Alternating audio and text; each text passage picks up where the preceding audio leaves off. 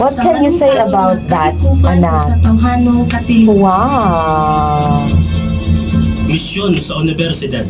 Pagpauswag sa kahibalo, pinaagi sa international nga matang sa edukasyon ug sa makiangayon nga pagkabot sa dekalidad nga pagtudlo, research, extension ug produksyon alang sa ekonomikanhong kalambuan, pagkamataraw, katilingbanon ug kultural nga pagbati ug pagpakabanag sa kalikupan.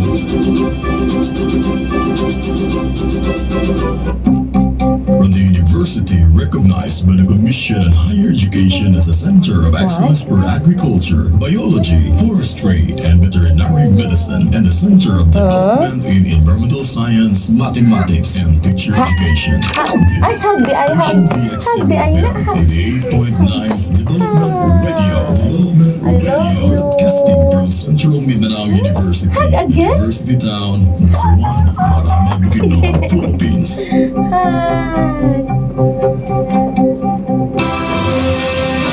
Open, shut them, open, shut them, give a little clap, clap, clap. Magnus na, Mami, magnus na po si Mami. Okay, you behave ha. You behave, anak.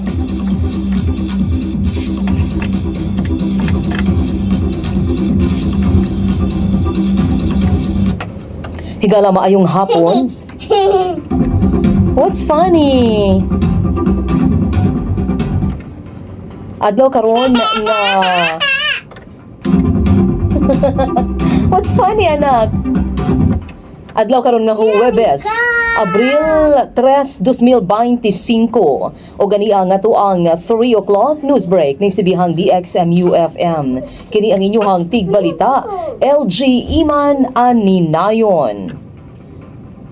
Alas ato mga balita, padayon ang pagsaka sa ihap sa mga scam call sa nasud base sa report sa anti-scam app Hoscall. Tungod niini, nagpahimangno karon ang Cybercrime Investigation and Coordinating Center sa publiko nga magbantay og dili gilayon magpailad sa mao nga modus. Kay hinumduman nga naduso na ang SIM Registration Act sa Pilipinas ni atong 2022 aron mapugngan ang nagkalain-laing klase sa scam. Apan adunay mga grupo o eksperto nga misupak niini kay ilahang gituuhan nga ang SIM card registration mahimong hulga sa personal data ug dili kini epektibo batok sa mga fraud schemes. Subay sa datos, nanguna gihapon ang text scam nga nakarehistro og 648,239 ka scam messages sa unang bahin sa tuig. Mas ubos kini kung itandi sa 1,143,000 ka scam messages nga natala sa susamang panahon ni adtong milabay nga tuig. Misaka ang scam calls sa 225.17% gikan sa 108,000 ngadto sa 351,000 katawag. Tungod niini, nanawagan ng Cybercrime Investigation and Coordinating Center nga siguraduhon nga ang mga tawag ug text messages naggikan sa lehitimo nga sources aron dili mailad sa mga scammers. Miplastar ang Davao City isip ikaupat nga labing maayong startup ecosystem sa Pilipinas ug nanguna sa rehiyon base sa Global Startup Index sa tuig 2024. Kinibunga sa paningkamot sa kagamhanan nga mapalig-on ang ekonomiya sa syudad pinaagi sa pagsuporta sa mga negosyong naggamit og teknolohiya nga adunay dakong potensyal sa pagtubo. Sumala ni Christian Cambaya, ang leader sa Investor Assistance Servicing Unit sa Davao City Investment Promotion Center, nagsugod na nga mahimong sentro sa mga makabag-ong negosyo ang Davao City. Aron masuportahan kini, gipasiugdahan sa syudad ang Davao Angel Investors Network aron mapadasig ang pagpahuman umatod pa pagpamuhunan sa mga lokal nga startups. Tungod niini, padayon nga naningkamot ang kagamhanan sa Davao nga mapalambo ang startup ecosystem sa syudad pinaagi sa mga inisyatiba nga mosuporta sa teknolohiya, inobasyon o pagpamuhunan nga naghatag og mas daghang oportunidad sa mga negosyante o investors.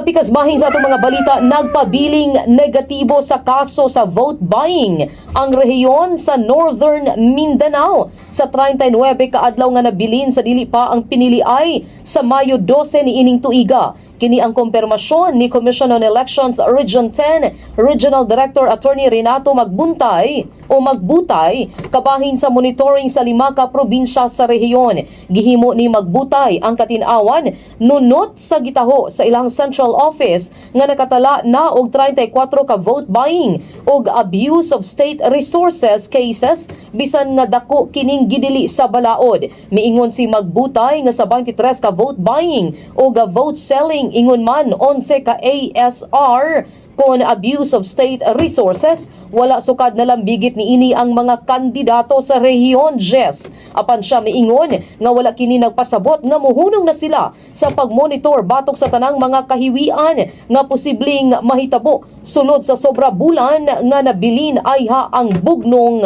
lugaynon. Hisayrang tinuyo nga gitukod ang Committee on kontrabigay nga gipanguluhan ni COMELEC Commissioner Ernesto Macera Jr. nga nakabase sa kauluhan.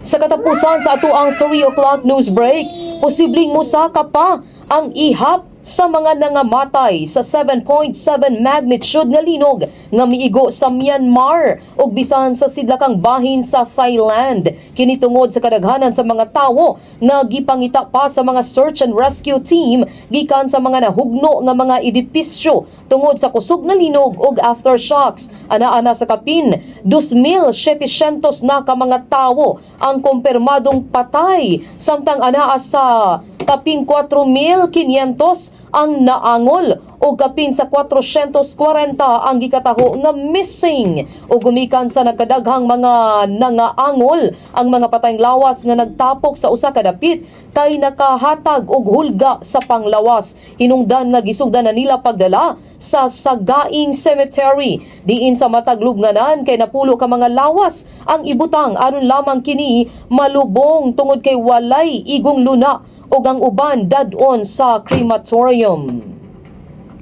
Higala mao kana ang atuang 3 o'clock news break ni sibiyahang DXMU FM.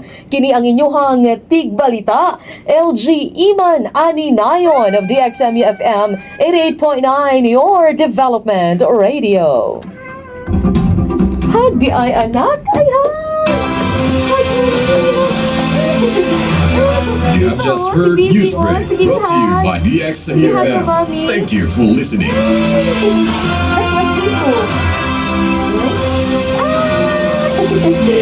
Garaon man ka ikaw na. What is that? Are you What is ready that? for a dose of real talk about college life? What Are is you that? curious about what it's really like to be a student in Central Mindanao University? Then tune in to Kinabuhi CMU1, That a brand new radio program that gives you an unfiltered look at the challenges, triumphs, and everything in between. I'm so glad I found this program. It's like finally having a place to talk about the pressure of exams, the awkwardness of dorm life, boarding house experiences, and the joy of meeting new friends. Kinabuhi CMU1 is more than just stories. It's about connecting, sharing, and learning from each other.